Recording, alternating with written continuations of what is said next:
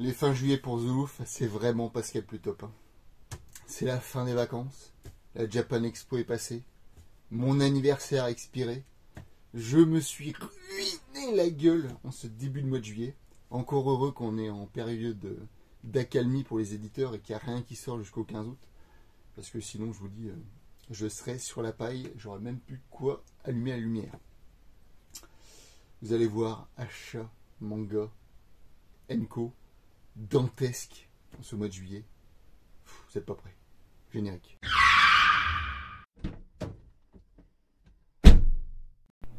Alors les gars, vous aimez vos moult effets de fabrication?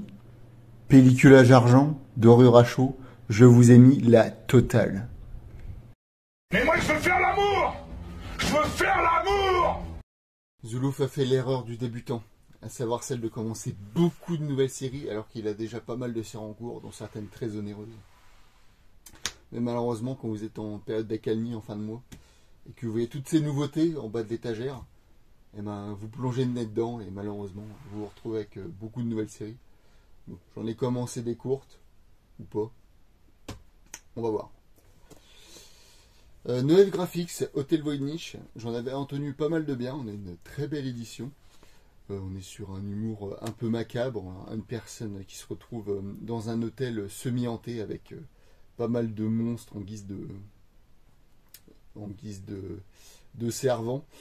Ça m'a l'air, ma foi, fort sympathique, avec un trait assez atypique. À voir ce que ça va donner.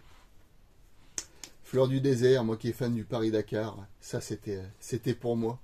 Vous le reconnaîtrez au dessin Cotteri, un des dessinateurs phares maintenant, j'ai l'impression, de Noël Graphics. On a déjà trois titres de cette mangaka chez eux. À voir ce que ça va donner. En tout cas, ça a l'air fortement sympathique. J'ai même pas regardé le synopsis, j'en ai rien à péter. Nouvelle série de Hiromu Arakawa, donc l'autrice de FMA, entre autres. Nous avons Tsugai. Bon, moi, je connais le Tsugai Saucisse, mais ça, je ne connais pas. À voir ce que ça va donner. En tout cas, je suppose que ça va être... Je suppute que ça va être un récit fantastique, une fresque épique. Il y avait un tome offert, un tome acheté pour cette série, Primal Gods in Ancient Time, cette petite fille qui va se voir offert en sacrifice à un dieu païen, entre guillemets. Et elle va avoir le choix qui va lui être livré par ce prêtre vagabond, de l'accompagner pour essayer d'éviter son destin funeste. Et ils vont voyager en découvrant paysage en paysage et dieu en dieu, coutume en coutume. Moi, j'avais lu le début un peu en scan du tome 1, j'avais à peu près accroché, donc quand j'ai vu cette offre, j'ai sauté dessus. Et ça doit être les tomes qui puent le plus que j'ai jamais senti de ma vie.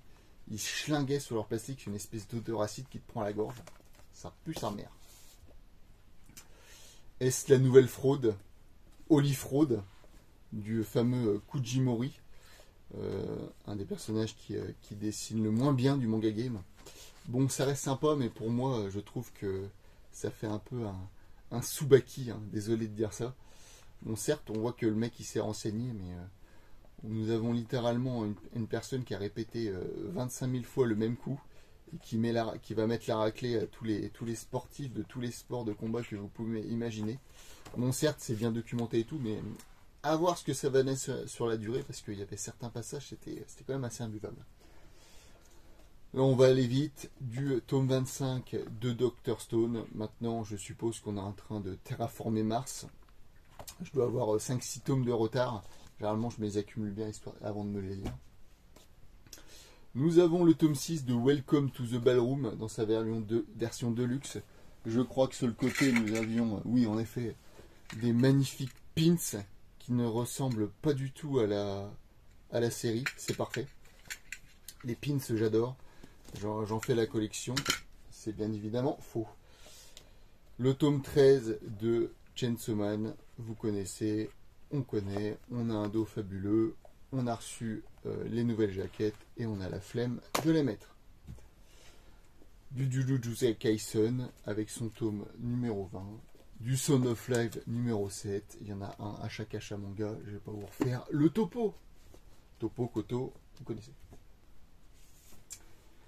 Toujours un dessin aussi chiadé du maître O'Great avec Bakemonogatari. Ne cherchez pas à comprendre ce que vous regardez, c'est impossible. Même si vous suivez de tome en tome, c'est extrêmement compliqué à suivre. Mais c'est une série que je me vois néanmoins apprécier. Là, Kimi no Knife, ne feuilletez pas, ça vous fait mal à la rétine. Vous avez l'habitude. Du Rising of the Shield Hero. Putain, j'arrive pas à croire que je me continue ça.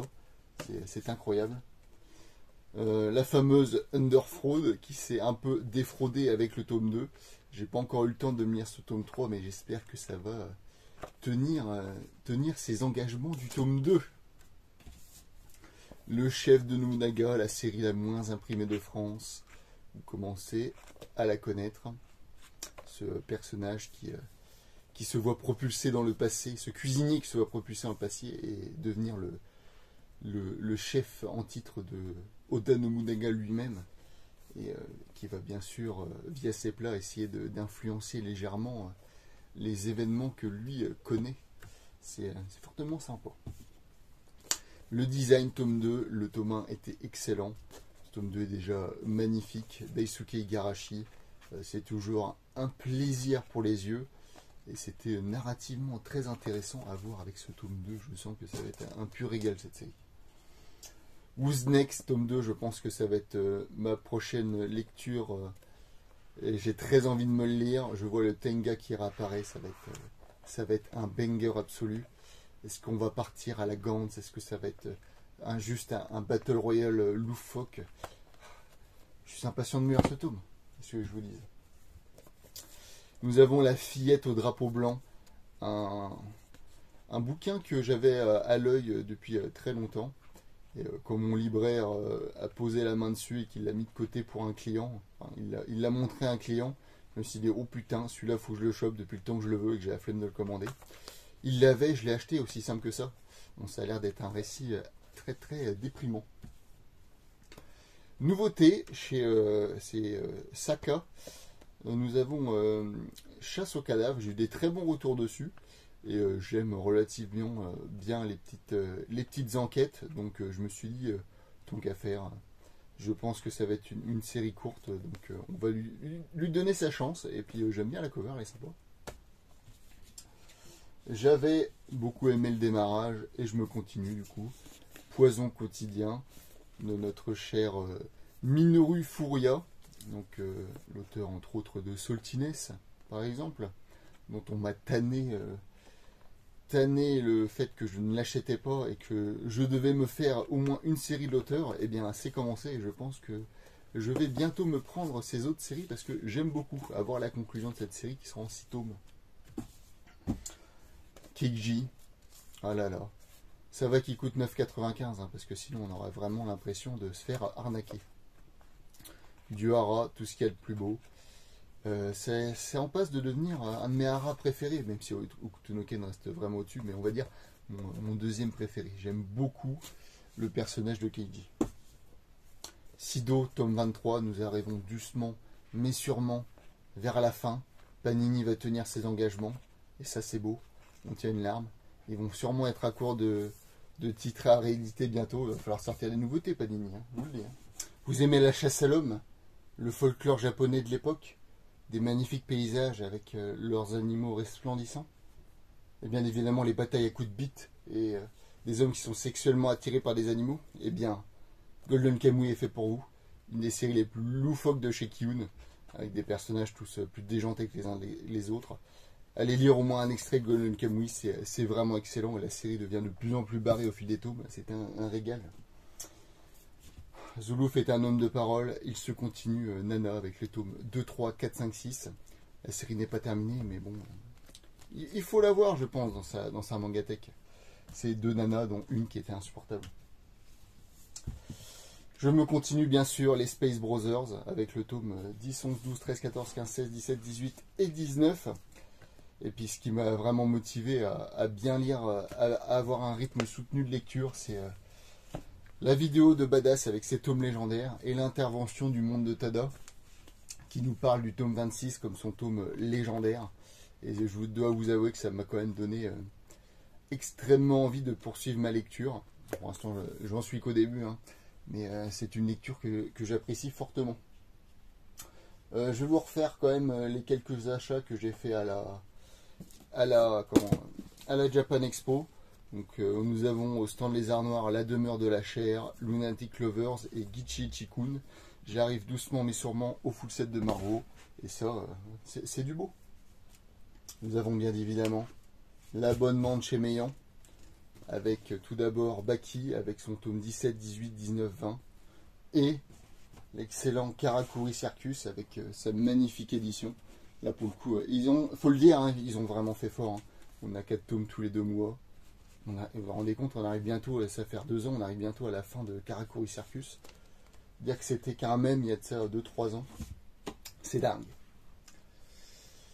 Panini ont fait pas mal d'efforts pour ce coffret des histoires courtes de Tsukasa Ojo, donc des histoires qui n'ont rien à voir avec City Hunter, Cat Size, etc. On a un coffret sobre, d'une belle couleur, d'une qualité certaine. Bon, j'ai pas lu encore les titres qu'il y a dedans, mais en tout cas, c'est de très bonne qualité. Je souhaite que Panini nous sorte des choses comme ça, peut-être un peu plus souvent. Ça pourrait faire plaisir. Je me devais de l'acheter. Blackjack, tome 1. J'ai hésité parce qu'il y a plus de 10 tomes à 30 balles, ça va faire très mal au derche. Mais bon, j'ai déjà beaucoup de titres de Osamu Tezuka, c'est un auteur que j'aime particulièrement. Et je ne me voyais pas passer à côté d'une de ses séries phares, Blackjack. Bon, je me suis lu quelques chapitres et j'ai accroché. Hein, c'est vraiment une lecture sympathique.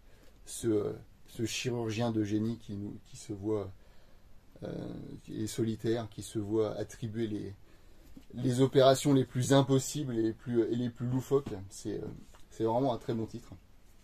Donc, comme vous le saviez, c'était l'anniversaire du Z. Et donc il s'est vu offrir les tomes 3, 4, 5, 6 du Vagabond de Tokyo.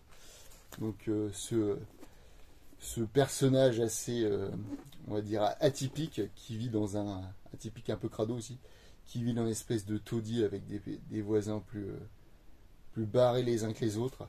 Et les principales intrigues vont tourner autour du cul principalement. C'est le personnage principal qui va essayer de baiser, qui va se retrouver tout le temps dans les situations les plus crades et les plus invraisemblables possibles. Ça reste quand même assez rigolo, mais il faut le lire doucement, hein, parce que ça met quand même un coup moral. Excellente série qui, je ne savais pas, mais va se terminer en 3 tomes chez Nazca Horizon. Donc au départ c'était un webtoon, et c'est vrai que ça me fait chier que ça finisse en 3 volumes, parce que c'est quand même une excellente série. On suit ces 2 enfants dans un monde post-apo et qui vont avoir la rencontre de personnages plus glauques les uns que les autres.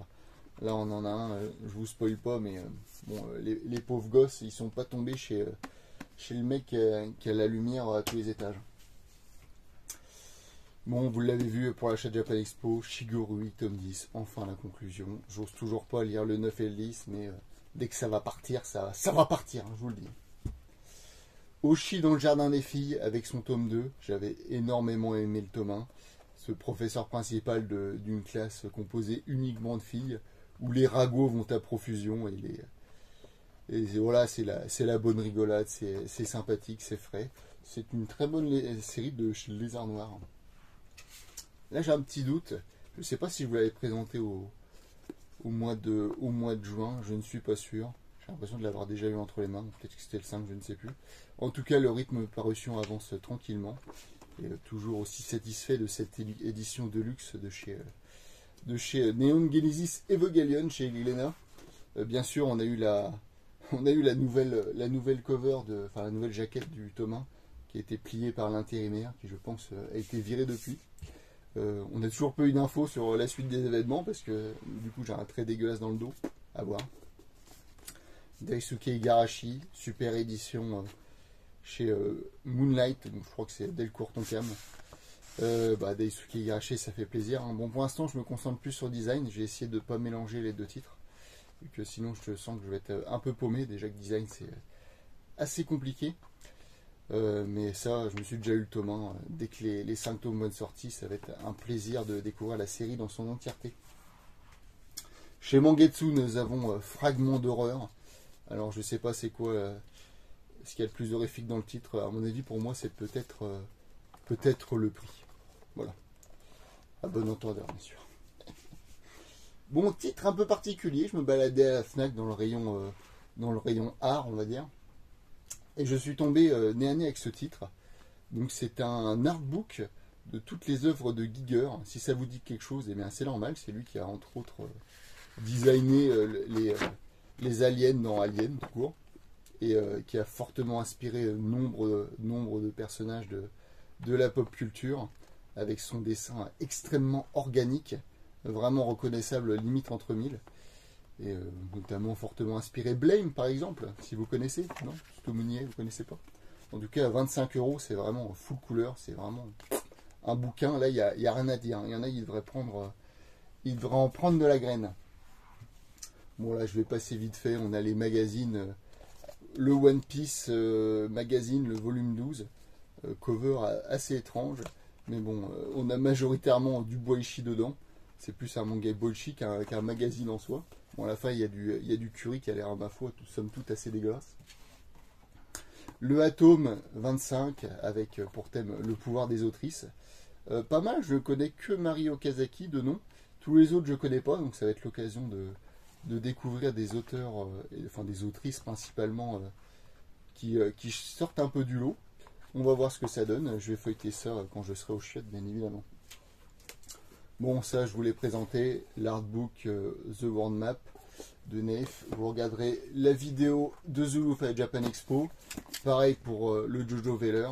Mais bon, ça alourdit sèchement la note à la fin du mois.